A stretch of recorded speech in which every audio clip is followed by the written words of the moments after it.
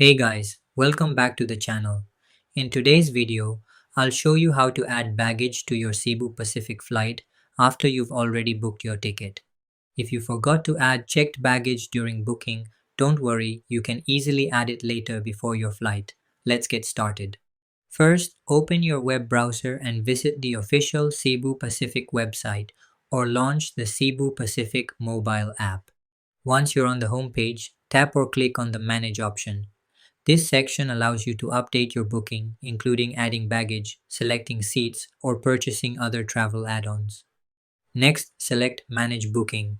Now, enter your booking reference number along with your last name or email address. Make sure the details match the information used when you booked your flight, then click Retrieve Booking. Your booking details will now appear on the screen. Look for the Add-ons or Baggage section and open it. Here, you can choose the baggage allowance you need. Depending on your flight, available options may include 20 kilograms or 32 kilograms of checked baggage.